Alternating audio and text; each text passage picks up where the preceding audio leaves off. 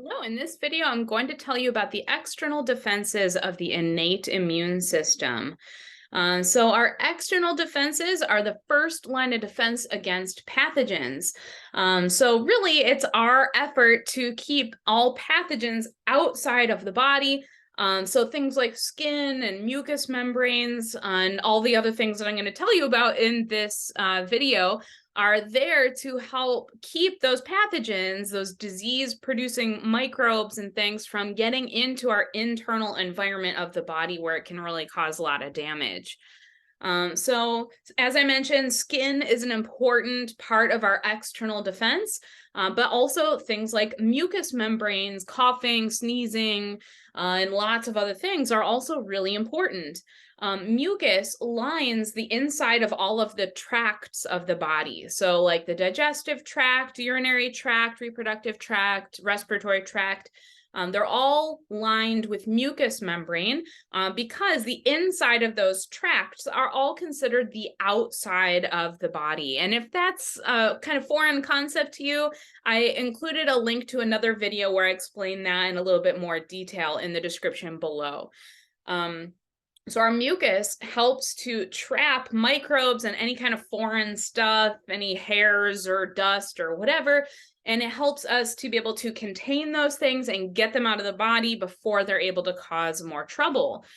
Coughing and sneezing are also immune functions of the respiratory tract. So it's how we work on getting that mucus up and out of the body, either up to be able to swallow it down to the stomach where things are incinerated by the intense acidity of the stomach acid, or where we can cough it and spit it out and get it out of the body.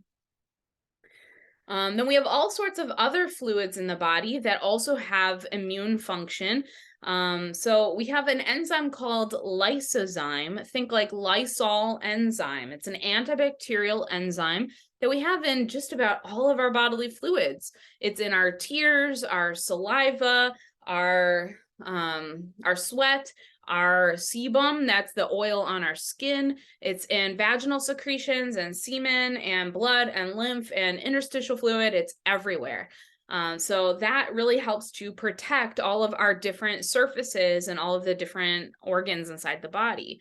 Anytime you see the term lacrimal, that's referring to tear production. So the lacrimal apparatus refers to all the different structures and including the lacrimal fluid, that's the tears, that are part of producing tears and them going across your eye and protecting the surface of the eye. So your lacrimal fluid, your tears, contain lysozyme to help protect against bacterial infection. Your saliva in your mouth also contains lysozyme, and it helps to wash and keep clean the gums and teeth and the surfaces inside your mouth. Then we have 5 tonsils that form a ring at the junction of the oral and nasal cavities. So here we have the pharyngeal tonsil, then 2 palatine tonsils at the back of the mouth, and 2 lingual tonsils down at the base of the tongue. So for more information on tonsils, I included a link to my video telling you all about tonsils in the description below.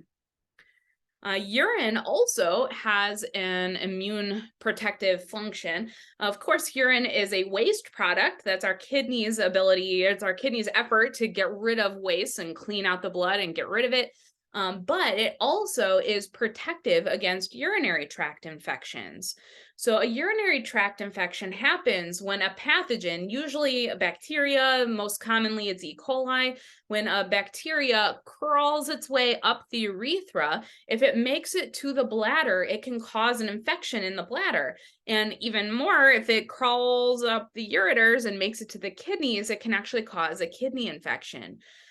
So those are urinary tract infections. And if we are urinating often enough, when we urinate, it cleans out whatever is working its way up the urethra towards the bladder.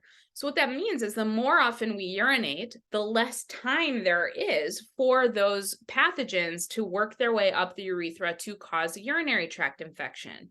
That's why somebody who's chronically dehydrated is more prone to urinary tract infections, because if you're chronically dehydrated, you're also not urinating as often, and that allows for a greater amount of time in between where that pathogen can work its way up to cause that infection.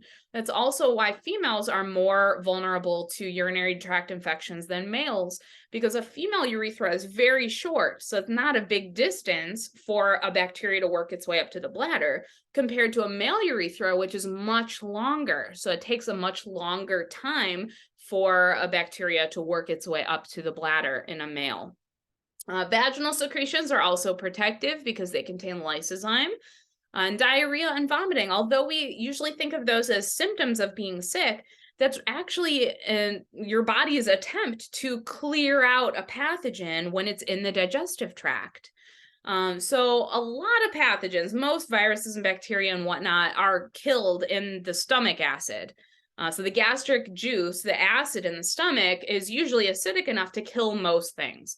But every now and then something survives. And when the body realizes that there's a virus or a bacteria or something that isn't being destroyed by the stomach acid, the immediate response is, let's get it out. So that's diarrhea and vomiting. Let's clear out everything from the whole digestive tract. Let's get this pathogen out of the body before it has the opportunity to pass through the wall of the digestive tract and it's absorbed into the blood or lymph and can bounce around and wreak havoc elsewhere.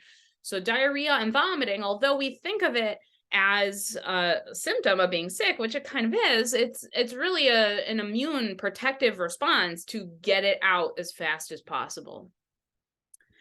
Then we have other secretions that also contain lysozyme, like sebum and perspiration.